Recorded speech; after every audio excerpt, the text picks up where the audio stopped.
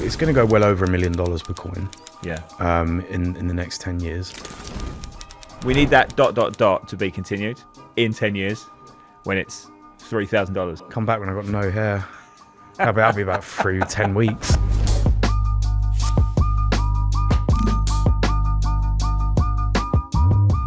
Hello and welcome to this week's edition of the Market Edge podcast. This week we're looking at cryptos and we're looking at currencies and we're asking the question, have cryptos killed traditional currency trading? Yeah, we're going to be diving into some assets and charts that we have not explored on this show previously, including a private credit ETF. What is that? Crypto and also an FX chart. Obviously, currencies were the major way of trading. There's still trillions of dollars worth of volume going through currency markets. But has the rise of cryptos and the potential fall of cryptos hit that volume? Now, do us a favor, make sure that you like and repost this if you're watching on X. We're going to look at the winners and losers that myself and David have had over the last week, but we're going to start off with the meme of the week.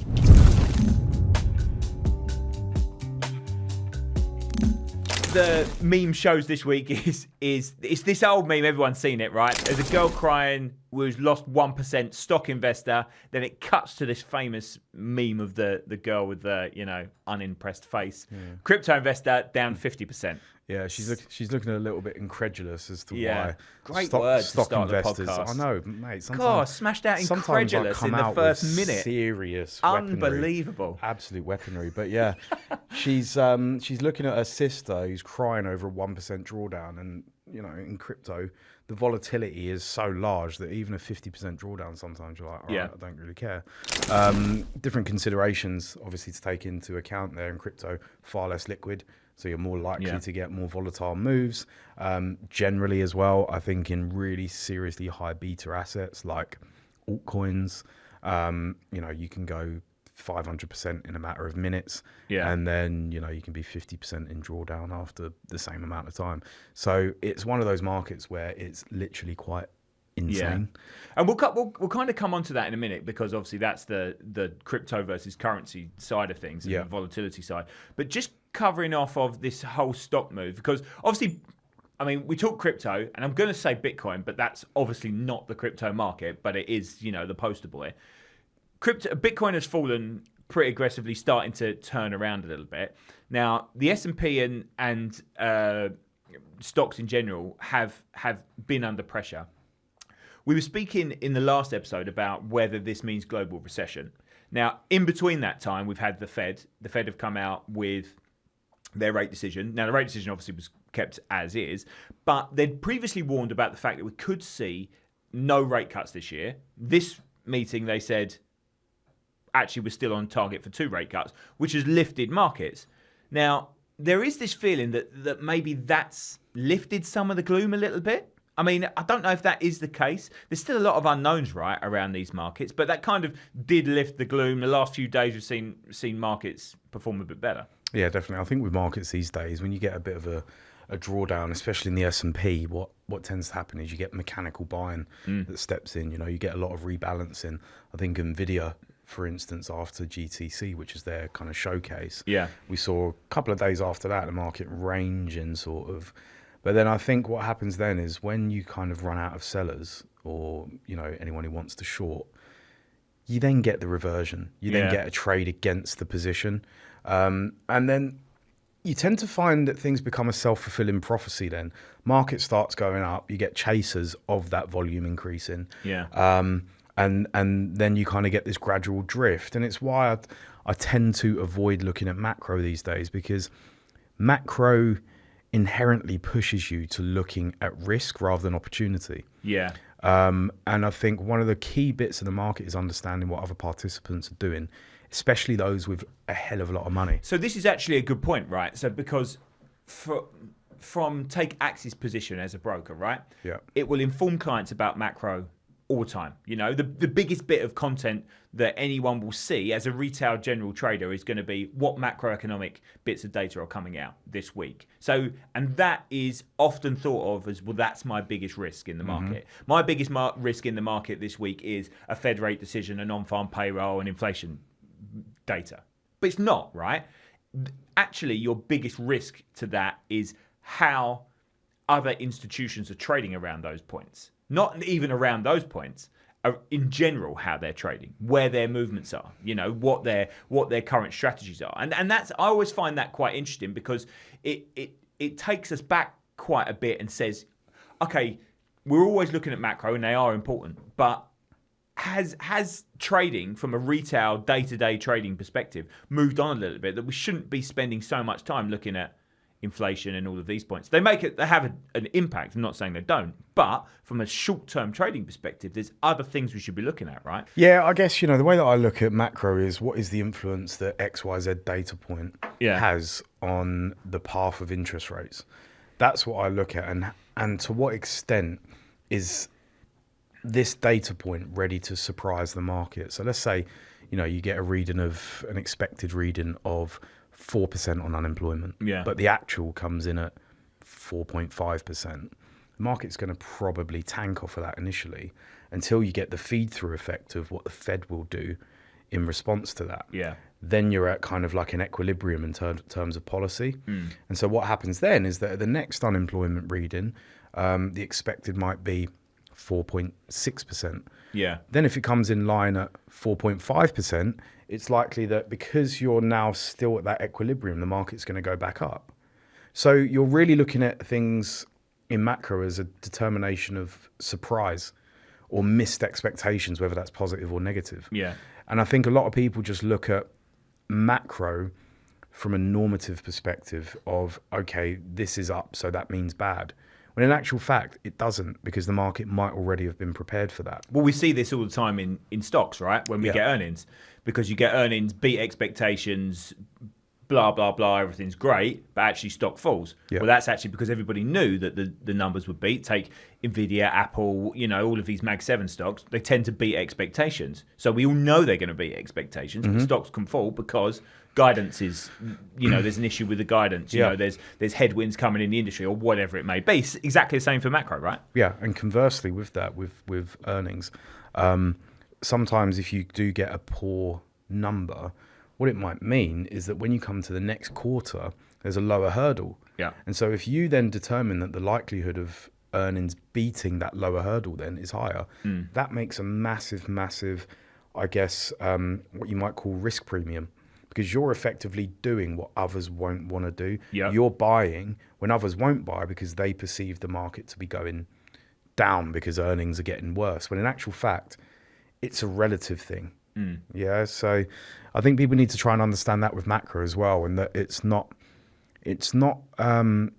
especially when you're looking at stocks and more specifically equity indices, they tend to trend upwards. So really look for the reversion after a drawdown rather than looking for the drawdown, if that makes sense. We always say that, everybody always says that on non-farm payrolls, right? You're not actually trading the initial reaction, you're trading the subsequent moves. After, I haven't traded non-farm payrolls in about nobody 8 trades years. non-farm payrolls really, It's right? insane. Don't trade non-farm payrolls. Well, it's a good learning experience.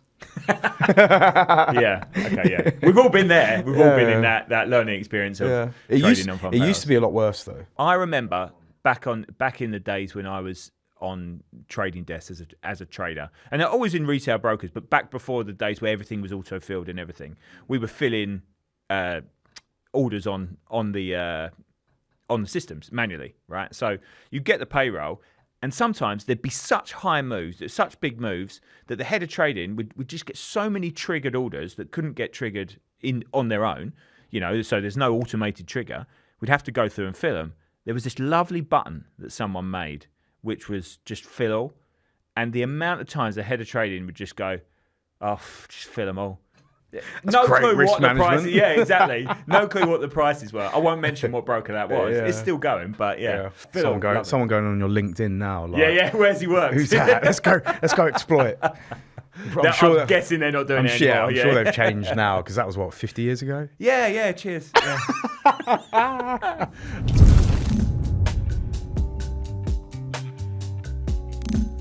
So we're going on to tweet of the week. This is where the crypto, our whole theme is where the cryptos are killing the FX markets, right? We'll get to the FX part. Going into gold, crypto outshines gold. So point number 1, instant global transfers. Number 2, unbreakable scarcity. And number 3, no vault required. Digital wealth beats heavy metal every time. So should people basically hold crypto rather than gold? That's what our tweet of the week is saying. In my opinion, they're two different uses in effect. So it's interesting because people tend to say that gold is an asset that people hold as an inflation hedge, when I actually tend to think of it more as a deflation hedge. Recessions aren't inherently inflationary. Recessions tend to actually be pretty disinflationary / deflationary. This recession could be different though. This potential global recession could all be based on high inflation because of what potential trade wars and tariffs can do. It depends though, because what if demand collapses? And that tends to be what happens during a recession. I think the basis of recessions is that demand collapses. And so if there's no velocity of money, i.e. there's no money flowing around the economies and, on a broader sense around the world, then inflation inherently cannot... it can't be maintained. It can't be maintained at a higher level because people are just unwilling to pay for anything or can't pay for things. And so I think that gold is actually a disinflationary hedge, whereas with crypto, I think it's rather an inflationary hedge because it's front running money supply increases. And so, over the last 15 odd years, we've had money supply increases. The difference with the pre-COVID monetary policy, which is inherently what made Bitcoin absolutely outshine over the last 5 years or so, is that debt that the central banks printed got monetized in the actual economy, via furloughs, business bailouts, that kind of thing. Whereas previously, it was all held on bank balance sheets. And so the outperformance of Bitcoin was directly correlated to inflation increasing. Whereas we didn't necessarily see gold, more recently we've seen gold do it, but that's what I'm saying is that more recently I think it's an example of disinflationary effects coming in after the COVID boom, which is why I would say they're two different things. Gold is more of a disinflation / deflation hedge. But there's still the point that gold is this, and I hate saying it, but gold is the safe haven of the markets. Look, it still is. We can always, for a while it became quite unpopular to say gold was a safe haven in times of conflict, in times of times exactly like now, right? But look at the gold price. Well, yeah, I think there's two things to take from this. So, firstly, China's been a massive buyer of gold. Well, more specifically, the PBOC. They upped their gold holdings from January to February by 3 million troy ounces to about 75 million troy ounces. So they hold a hell of a lot. That's a lot. Yeah. They'd stopped their buying in April last year and recommenced it in November. So aligning perfectly with when obviously Trump came not into power, but won the election. And then the second thing is that the COMEX warehouse demand in New York actually meant that the Bank of England, who's a massive who's got massive gold vault and supplies everyone basically. That led to delays of about 8 to 12 weeks because of the demand from COMEX. So people buying spot bullion basically wouldn't receive that bullion for another 8 to 12 weeks. And that's fine because they're not a commercial vault. But it's just showing you the extent of it's not going demand to generally. Goldsmiths, is it? No, exactly. And so I think there is definitely that flight to safety element. But interestingly, something that we've not seen necessarily is the reversion in yen, which is what we're going to come on to, I think, because yen tends to be a safe haven. So you've got that gold yen safe haven, and we'll come to that because it's one of our picks, isn't it? So from that perspective, Bitcoin is always going to be, or crypto in general, is always going to be that little bit more. People are still going to be nervous about it because it does have those drawdowns. Well, this is the thing, and I think the discussion point really is it an asset or is it money at the end of the day? I would consider it an asset. I wouldn't consider it money, purely from the... But that's a not yet perspective, right? Well, no, purely from... Okay, so if you ask a Bitcoiner, would they rather the price of Bitcoin keep going up or would they rather it be more stable like money should? They would probably say they want it to keep going up, in which case that's an asset. Yeah. You know, you wouldn't consider your house being money. No. If and then you wouldn't say, in the same breath, you wouldn't then say, I'm holding the US dollar, or I've got US dollars, I want the price of that to keep going up. Exactly. It's a completely different. Exactly. Right? So what do you reckon, you know, people in Turkey are saying right now? Yeah. Oh yeah, we think the lira is great. Is Yeah. it good money? No, exactly. because prices have, you know, basically increased by Yeah. a huge amount because the currency's depreciated. Yeah. So to the same extent, but just reversed, the same would happen with Bitcoin. You know, you'd constantly get this volatility in prices, which you can't hedge against because it would be impossible to. And so for businesses to actually operate, if they thought that Bitcoin or another crypto were money, it would be very, very difficult, which is why I consider it an asset. Now, I think they've solved the money problem, though, with USDT. Yeah. It's pegged effectively to the dollar, Yeah. and it's backed by US treasuries and a basket of corporate bonds. Yeah. Fine. What other uses now is there? So that's your money, that's your crypto money tied to the strongest currency and the strongest economy in the world. What more do you want? And actually, that kind of then answers our question on the topic of today's podcast, doesn't it? Because we're saying there from an investment and a holding perspective of long-term investments, actually crypto and currencies are both, neither are suitable from that perspective necessarily. No. But if you then look at it, crypto still isn't money, right? It's still fundamentally. So USDT is the closest that we have, but it's still not widely, you're not going in the shop and buying coffee with USDT currently. Yeah. Some places you can in Bitcoin, whatever, but you're not doing it. But from a trading perspective, there is still that demand for, there will always be the demand for currency markets because of the macro situation that we spoke about previously.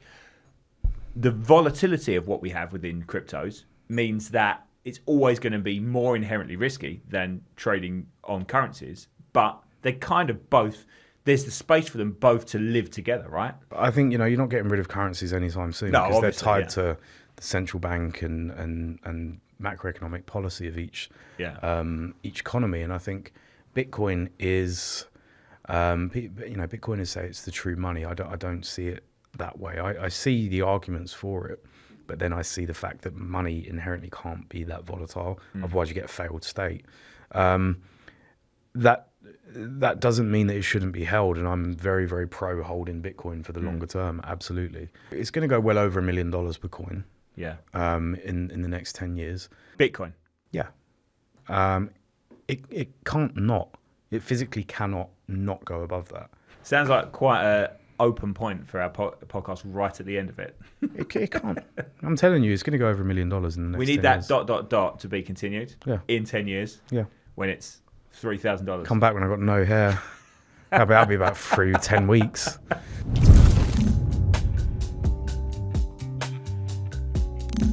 Let's go to our winners and losers. One decent, one not so decent this week. But, you know, we keep picking stocks, right? That will change this week because we're not picking a stock this week necessarily. But we keep picking stocks and then coming back 2 weeks' time. Let's caveat this. If we were actually trading these stocks, they're longer term holds, right? Yeah. We're not trading these stocks for 2 weeks, right? But if we traded Deutsche over these 2 weeks, decent. Made a little bit of cash. Yeah. Yeah. I mean, my average hold time is about 6 months. So for me to be, holding stocks for a week or so, it's got to be either very highly leveraged or there's no real point. Yeah. But yeah, I think in terms of the discussion point around this, looking at banks from the element of, okay, Japan still looks to be wanting to raise rates in the longer term. I think the European situation leading to higher yields is going to maintain. And so banks obviously make money from yields being higher. It means their lending costs are bigger, which means more profit for them. So yeah, and in this was the point about the German debt gap. Yeah, well, exactly. Right? Yeah. So this was always going to be a positive play in a couple of weeks for this couple of weeks. Yeah. Because It's very much a theme play. Second was BAE Systems. Now, I'm going to be honest. I didn't want to pick this. We were told to pick a satellite stock. There are other people that are not just us two that try and make decisions around this podcast. Yeah, this is what happens. Yeah, this is literally what happens when when you don't leave it to the experts. Yeah, exactly. It dipped off. It dipped off a bit. But I mean, it's safe, right? Because you're looking at it's defense. To be perfectly honest, and defense is going to be big. Yeah. But look at that jump. There's clearly, a reversion there. You're not buying that after that gap, are you? There's cases to do that. But I wouldn't buy that after off of something so short-term and impactful. Yeah. Especially after you see it start ranging, I'm not a fan. But it is what it is.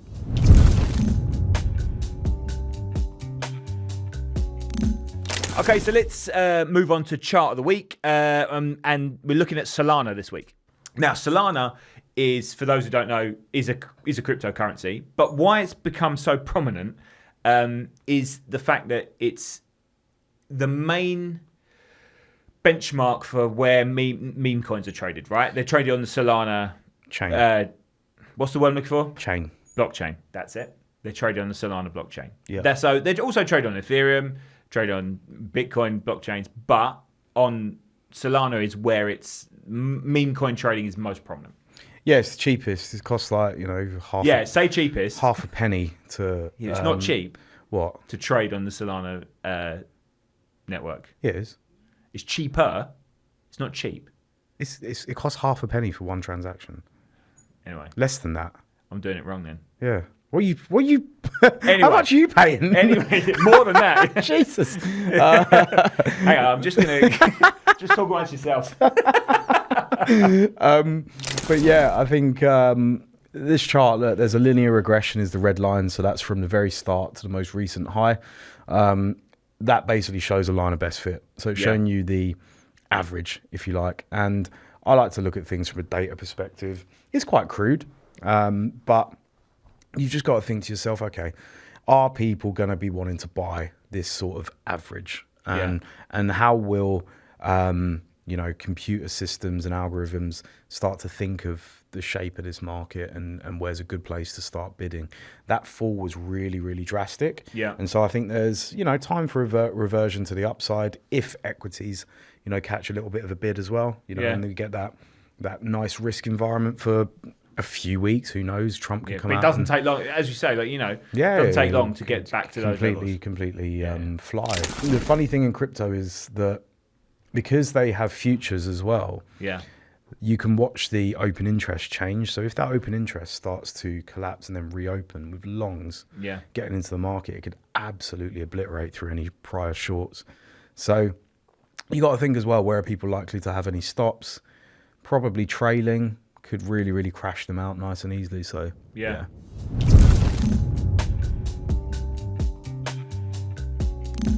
So we've got two picks of the week. Now, the first one is getting into our currency point of view here, is dollar yen. Now, obviously, yen, like we were talking about with gold, was often the safe haven, right? So it's when I first started in the markets, we always spoke about yen and gold being the safe havens when you come to trading. Now, from this perspective, yen's a nice play, is it not? Yeah, I mean, so this is the interesting thing. I think there's a bit of a play here on where people are calling the Bank of Japan's bluff, because inflation's at 4% while their rate is at I think it's 0.5%.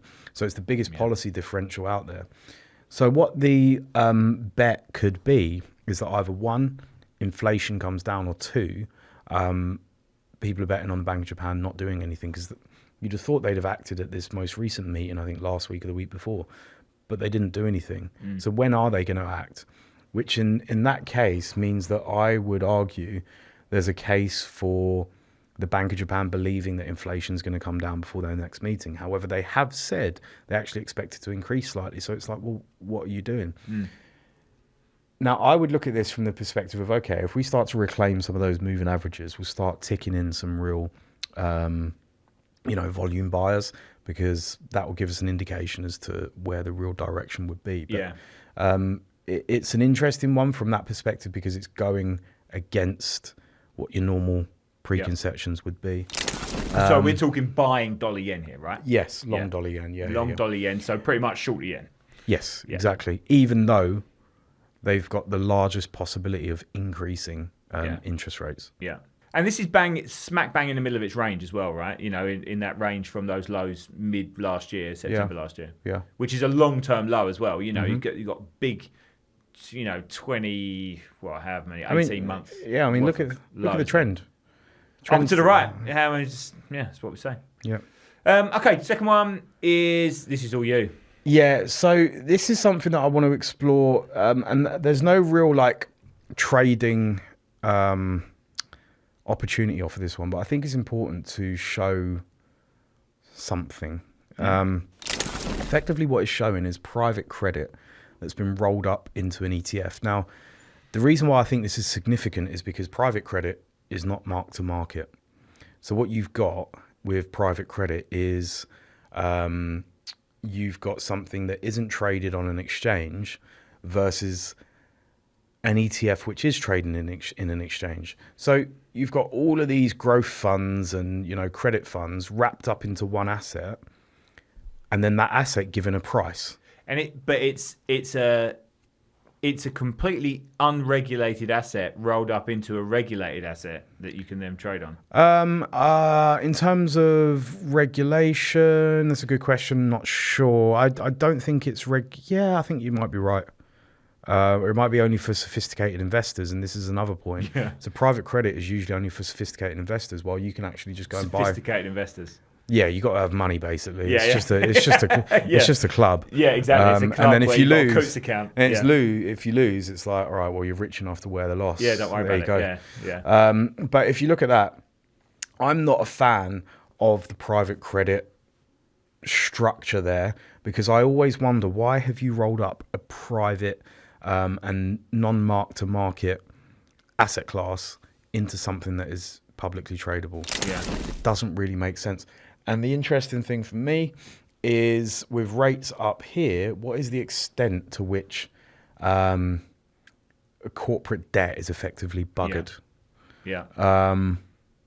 We've seen credit spreads creep up since November, and that's the difference between treasury yields, or a basket of treasury yields, and corporate debt yields. And so I'm wondering, all right, well, does that continue if we see some deterioration? And I think, honestly, bonds and credit tend to tell you the truth. This is dangerous, though, right? Yeah, I don't see. This is the thing. I don't know, and normally when I say I don't know about something, it's because I'm genuinely unsure, and there's some opacity there. Yeah, and I always wonder that, okay, if you've got effectively an old boys club who would be involved in private credit, or sophisticated investors club that's in private credit, but then you as a retail trader can actually go and access this ETF. Is that safe? I don't know. Murky. Very murky, exactly. Yeah. Anyway, do you agree? I mean, I think we both agree, don't trade on that if you see it at the moment. Yeah. Not that you're going to, but do you agree with us around Bitcoin? Are you trading cryptos? Are you ditching currencies?